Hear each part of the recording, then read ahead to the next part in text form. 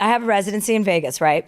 It's at the the Cosmo Hotel. It's at the Chelsea Theater. So I'm performing essentially inside myself. Nice. So I always have different friends come out for each show. I had like a group of girlfriends and some friends from New York came out this past show.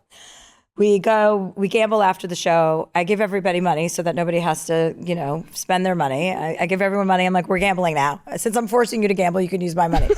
We gamble, everyone loses my money. I'm like, fuck that. So we leave. We go the next night, we stay one extra night in Vegas to see Alanis Morissette. We go to her concert. She's amazing, incredible. My second time seeing her. And afterward, I was like, hey, I lost $3,000 the night before. You guys lost all my money. I need to go back to the casino and win this back. Right. So they were like, okay, well, we'll come with you. And I'm like, you guys are bad juju. Like, I don't need your bad luck. I will win on my own. So I took my one friend, Terrence. He and I went back to the Cosmo Hotel. We just sat down at a random table, and there's this guy at the end of the table with this big cowboy hat on. And I was, pretty loosey-goosey at this time of night, right? Mm-hmm. And I had no chips left because my friends had lost all my money, and he had tons of chips. And he was like a younger guy, younger than me, and just like a cowboy. And I just assumed he was like some Texan, cowboy Republican. And I said, sir, I'm going to need to borrow $1,000. Like, I don't have any chips left, but I'm going to win it right back, and then I'll pay you back. I won his money back. I paid him back interest. I gave him $2,000 back. Whoa. Then I proceeded to spend the night there, winning back all my money that my friends had lost, right? So we have this great time, blah, blah, blah. We leave. Once I got my money, I'm not greedy because I got the money that I had lost. I got it back. I was like, let's go, Terrence. Good night. I wake up in the morning and there's these texts from this guy. And I say to my friend Terrence, I go, did I give that guy my phone number last night? He goes, yeah. He asked for your phone number. Man. The cowboy hat guy. And I was like, cowboy hat guy? I gave him my phone number? I'm like, that guy from Texas? He's like, he's not from Texas and he's not a Republican. You called him a Texas Republican like 10 times. He's from Florida and he's a really nice guy, and his brother and he own this big company or some company. And I was like, I don't remember any of that. And he's like, well, he was really cute, but you weren't interested. And I was like, oh. So this guy starts texting me. So I respond, I said, thank you so much for the loan, blah, blah, blah. And he goes, I would love to come to one of your shows in Vegas. I would love to come back. And would you be willing to hang out again? And we can drink, smoke, gamble, whatever you're into. But would you be open to making me commit to spending time with him? And I'm like, you can come to Vegas, but I'm not making any commitment to anything. And he goes, I'm not trying to be creepy or anything. He goes, but you seem very adventurous. And I'm at a point in my life where I'm looking for more adventure. Okay. And so I sent him the link for my Antarctica trip. And I said, well, if you're looking for adventure, this is a trip I'm going on in next week. And then 24 hours later, he's like, I'll see you in Antarctica. No. So I'm leaving tomorrow on this trip to Antarctica, which you have to fly to Buenos Aires, and then you fly to Patagonia. Then we take a boat from Patagonia over Drake's Passage to Antarctica, and I'm going with one of my girlfriends from Whistler, but this guy's also coming. What? So this has just got all the makings of a classic Chelsea story. I love the way it started, and I love where it's going. I actually love that. Yeah. A man who's taking some action. Yeah. Yes. Do you remember what he looks like? Well, he sent me his Instagram there, and I went through it. Nice. He's very cute. He's not really my type, but who cares about that? Because I like the move. Yeah, if he flies to Antarctica for you. What I want, what I've always written, whenever I've written down what I'm looking for in a partner, it is somebody who has the interest in traveling and the ability, financial capabilities to do so. Like, I don't want to pay for somebody to come with me and have you know what I mean? I'm not interested. I've done that enough with my family and I'm not even having sex with those people. So we were just discussing it too, because I've seen some men in the past who don't make a lot of money. What are your thoughts on that? Like, when I spend time with them, because I now have a certain lifestyle I like to uphold. Yes. And certain dinners I like to do, but I don't think they make a lot of money. Is it okay? Like, usually the thing is, find a rich man or whatever. Yeah. And then Cher says, I am a rich man or whatever.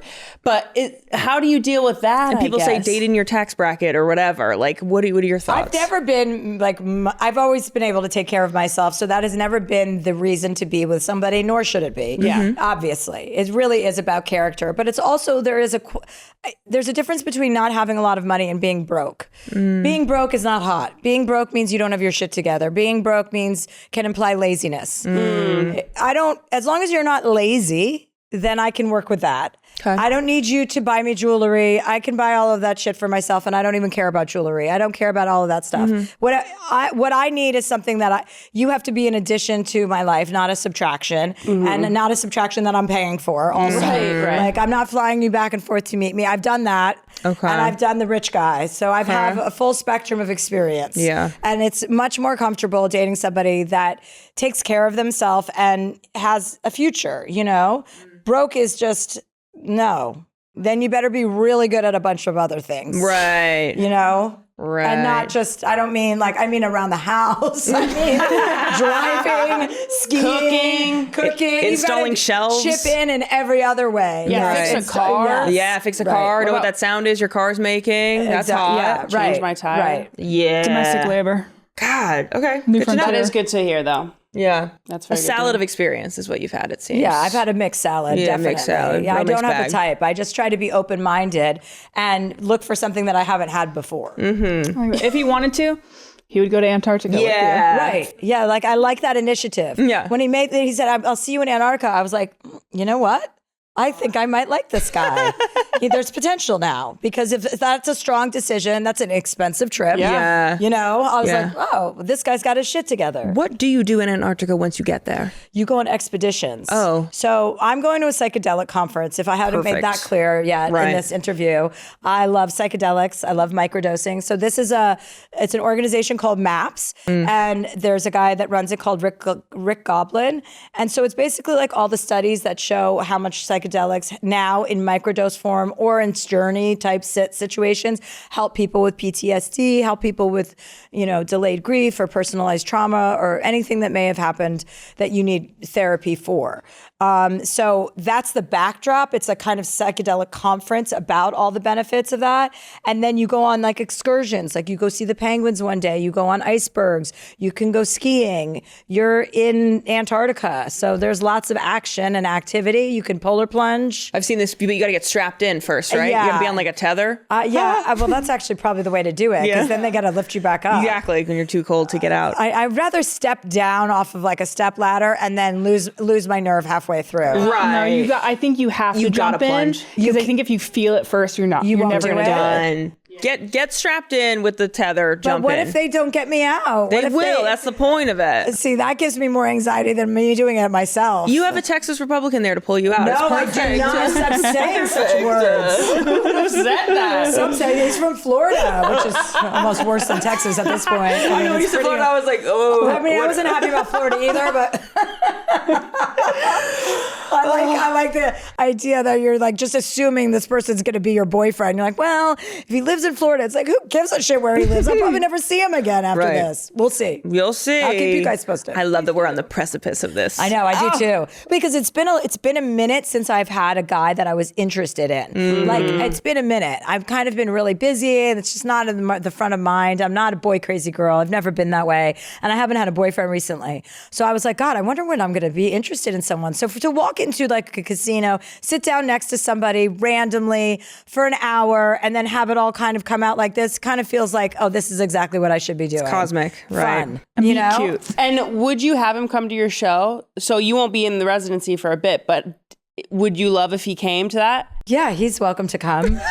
I mean, anyone's welcome to come. Yeah, I don't have a problem with that. Right. With a guy seeing me perform, you mean? Yeah, or like, because your shows are also like, we've watched a couple, and it's very much to women's subject. Like, we found it to be hilarious. were And I think laughing men at would it. also find it very funny You as have well. to be a real man to be able to deal with me. A lot of straight men can't hang with me, or they don't want to. They are like, shut her up. She is so annoying and so Good. obnoxious. Yes, Keep I him have away an from issue. you. I've had problems with straight men my whole life. They always are telling me to take it down a notch. And I'm like, why? I'm just acting like a man. Why? Ooh, I love that. Yeah.